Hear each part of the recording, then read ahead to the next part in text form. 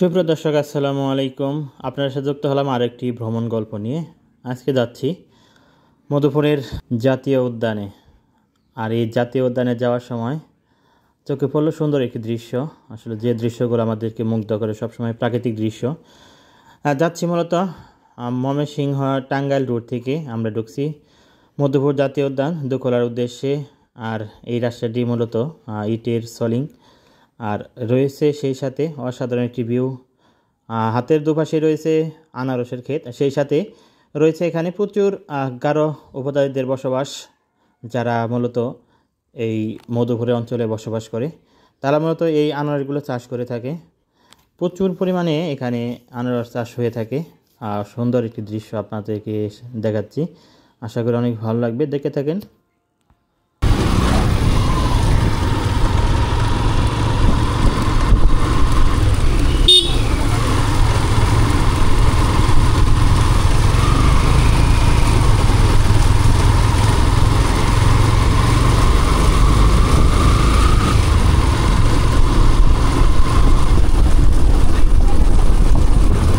দর্শক, মধুপুর এই অঞ্চলে যে গারোরা বসবাস করে তারা কিন্তু খুবই পরিষ্কার পরিচ্ছন্ন। তাদের বাড়িঘর দেখলে বোঝা যায় প্রত্যেকটা গারো উপজাতিদের বাড়িতে কিন্তু প্রচুর ফুলের বাগান রয়েছে। আর সত্যি তারা অনেক গুছালো, পরিষ্কার পরিচ্ছন্নতায় তারা বসবাস করে। আমাদের অনেক ভালো লাগলো তাদের পরিবেশটা দেখে। আর এখানে তো রয়েছে প্রচুর আনারসের বাগান। আসলে টাঙ্গাইলের মাটি সোনার চেয়ে খাঁটি, এটা না বললেই নয়। আমাদের টাঙ্গাইল এর মাটি যেন আসলে একদম সোনা। এখানে যে ফসলটা বোনা হোক না কেন খুবই ভালো ফসল হয় আমাদের এই টাঙ্গাইলের মাটিতে। আর মধুপুর তো টাঙ্গাইলের মধ্যে অন্যতম একটি জায়গা। সকাল সকালে কার মধ্যে দেখলাম দেখি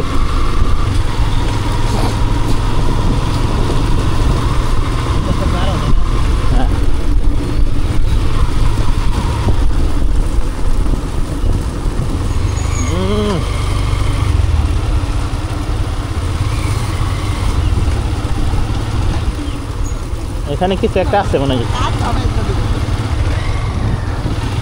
এই যে প্রত্যেকটা বাড়িতে ফুল গাছ, এই যে গির্জা নাকি এটা গারদের উপাসনালয়। সুন্দর।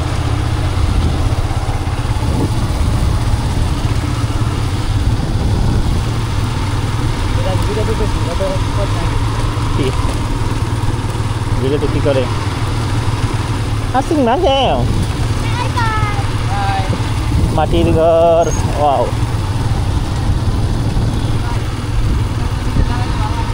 হ্যাঁ দেড়শো গাছ নিয়ে দৌড়ান দিব যে।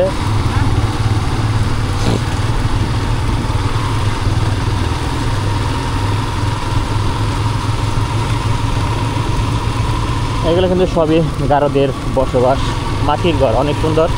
আসলে আমাদের অঞ্চলে তো মাটির ঘর খুবই কম দেখা যায়। কেমনে হবে কেমনে যাব,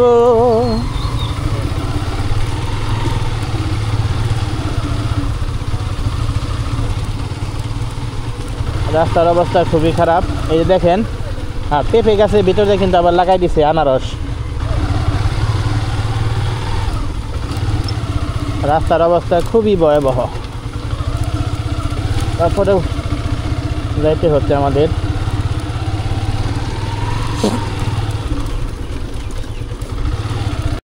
তো গাইস, আমরা মূলত যাচ্ছি মধুপুর জাতীয় উদ্যান দোকলাতে। আর যাওয়ার পথে আপনাদের সাথে ভিডিওটি শেয়ার করলাম, আপনাদের এই মধুপুরের প্রাকৃতিক দৃশ্যগুলো দেখানোর চেষ্টা করলাম। ইনশাল্লাহ আরও সুন্দর একটি ভিডিও পাবেন মধুপুর জাতীয় উদ্যানের। এতক্ষণ যারা ভিডিওটি দেখলেন সকলকে অসংখ্য অসংখ্য ধন্যবাদ জানাচ্ছি। ভালো থাকবেন সবাই, সুস্থ থাকবেন। আল্লাহ হাফিজ, আসসালামু আলাইকুম।